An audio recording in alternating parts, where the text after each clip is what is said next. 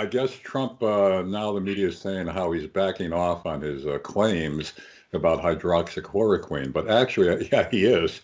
I think it's because he gets so much heat whenever he opens his mouth about it. However, it does not mean that he's been wrong about it.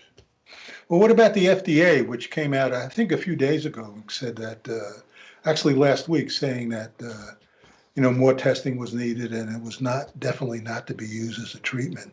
What do you think about that? I think they're also the latest thing now is saying that with a physician's advice, if you want to prescribe it, they can go ahead and do it because it's already FDA approved for a variety of other maladies, including Right. malaria. And there's all this hype about heart attacks and all that stuff. Doctors know that it's well established in the medical industry that people with acute heart conditions and all that, you have to be careful about it. But otherwise, it is used effectively.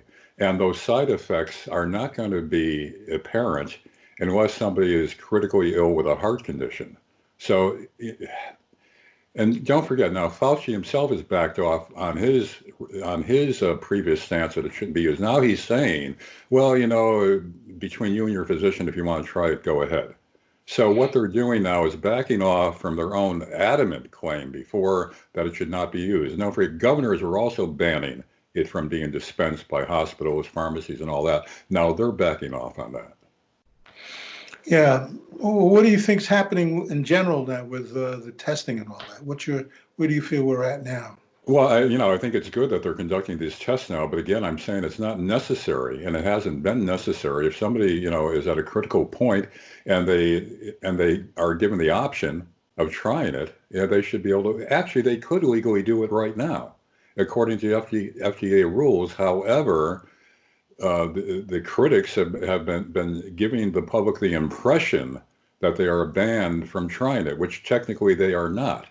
But they put up this wall about you can't use hydroxychloroquine unless it's been clinically proven, blah blah blah. Well, but I mean, it's always been the case that you could get it if it was prescribed by your physician. I mean, that's always been the case. I mean, after they had made that emergency allowance for that. Well, You know this is what I'm saying, Ken. Until recently, they haven't been making that case. They haven't been mentioning that option. They've been saying, you really shouldn't do it, blah, blah, blah. It's not approved. And as I said, governors are actually banning it from being dispensed in their states, Michigan included, where that state rep had to argue to get it prescribed to her. But I mean, are you saying that the test? You're saying there's no need for further testing? Is that what you're saying? No, I'm not saying that. I said, What are you saying? Proceed with the testing. In the meantime, prescribe it to somebody who is willing to take it if they're at the point where it may be no return. There's no harm in that. But they can do that now, is what I'm saying. They can do that now, right? Yeah, they could do it now. They could have been doing it all along. But again, Kent, what I'm saying is they were given the impression that it's not to be dispensed, that you should not do it. It's only recently where they're saying now that, well, if you confer with your physician and you want to try it, go ahead. That wasn't what they were saying initially. But don't you think the cautious thing to do is to wait for the test? And I mean, apparently, you need a large sample of people to test these drugs and all that. Let me pose this question. If Yeah. you or I came down with a severe case of COVID-19 and we're at the point of death's door and they gave us the option to try it, it may not be effective, it may give you a heart attack. Would you try it? I would. All right, but I'm saying you can do that now. But I mean, you still can't go out and publicly say that, hey, this drug is a treatment for uh, COVID-19 when it isn't as yet, right? As yet, it's not an official treatment for it, but it's been used off-label now for years and years. And what the impression they're giving the public is that you are not to use it because you risk death if you use it, which is not the case. Yeah, technically you're allowed to do it, but they're not giving the public that impression, at least not until recently. Yeah, I see what you're saying.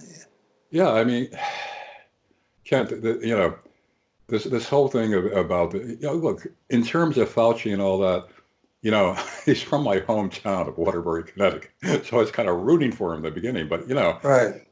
his NIH, National Institute of Health, are the ones that funded research on this in the Wuhan lab at $3.7 million. Now, even Giuliani's hopped on that and saying there should be an investigation. But until now, nobody was talking about that. And Fauci certainly wasn't coming forward with that information, that we actually gave him funding to screw around with this virus. And that was despite existing warnings at the time. There had been warnings for years before that funding, that that lab was not really safe. There are all kinds of problems with the lab containing deadly viruses, But and I yet mean, they still funded it. didn't that happen in 2017 when it was on Trump's watch, right? And Part of it was, and I think Trump, didn't know about the funding, I see. Yeah, you know. yeah, But yeah. what I'm saying is, Fauci certainly knew about it, and how come he hasn't come forward? This is what I'm saying. They're all talking out of two sides of their mouth. So in terms of credibility, I don't think Fauci is any more credible than Trump is in this situation. Sure, he has a vast knowledge of medical procedures, infectious diseases, but whether he and others are coming clean on the real story behind this, how it was transferred to the Wuhan lab, how it came here, all this kind of stuff in the background, it hasn't been coming up. Now, Giuliani, although, he's certainly a propagandist for Trump, he Right. is saying now publicly that, yeah, they funded it. Fauci's institute funded it, and it should be investigated. Now, I don't know if Fauci was in charge when it was funded, but certainly he knows about that funding. And he Yeah. hasn't stepped forward and come clean on this. Is what I'm saying, Kent. I mean, you can't trust Trump on a lot of things, but you can't trust the so-called experts on a lot of things either. I It's mean, do you very feel you're difficult to sort of find out. moving into the conspiracy theory area?